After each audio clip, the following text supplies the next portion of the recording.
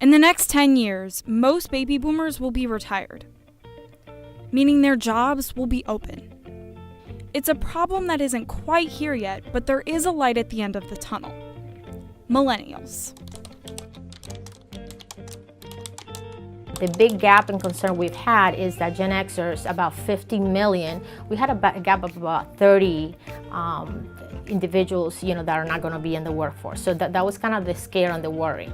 However, there's a light at the end of the tunnel because now we have the millennials that have just started to get into the workforce. Serena is 20, a millennial in college. She's interested in creating graphic designs. When I was in high school, a lot of people said that they wanted to be a doctor or a nurse, and now that we're actually in college, I see more creative geared jobs. Serena's right.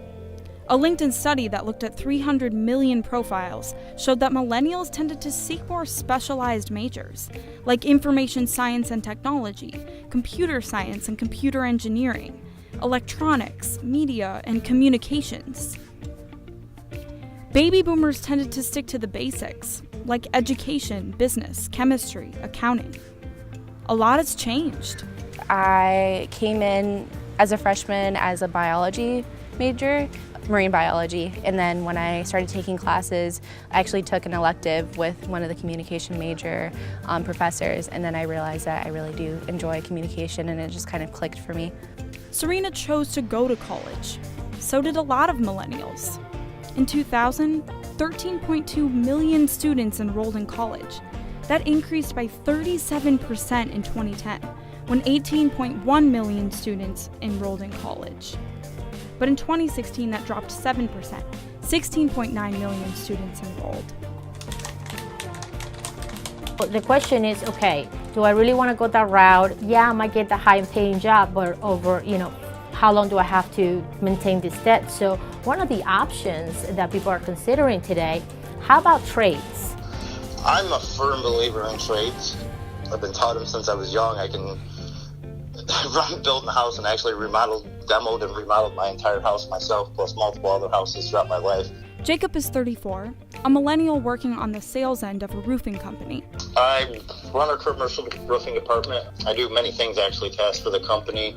I sell commercial jobs. I design, engineer them, and submit them over to the manufacturer for approval. He decided not to go the college route. He did recently get his GED. I'm not a huge fan of college because the income to debt ratio of what most people go to college for to what they make and what their payments cost them is a bad balance in life. I'm happy where I'm at. The owner's my best friend, like a brother to me. So how is there a labor shortage? The unemployment rate is 3.7%, a historical record. But there isn't enough workers to fill those jobs. There are about 7 million job openings as of early November. And when the baby boomers retire, there will be even more. Millennials could fill those jobs, but will they? They might not necessarily want to have the jobs the baby boomers are leaving behind. There's a lot more creative, impactful jobs that they're after. A lot of them want to make an impact of some sort, and they also want to be recognized for their efforts. So understanding the generation needs and differences is really going to help us then truly fill those gaps. Until that happens, the labor gap is still a potential problem. But there's some hope in Southwest Florida.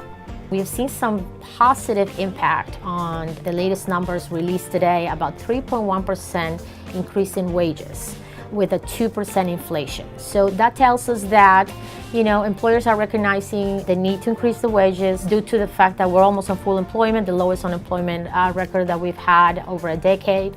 And so that is a very positive trend that we're looking forward to.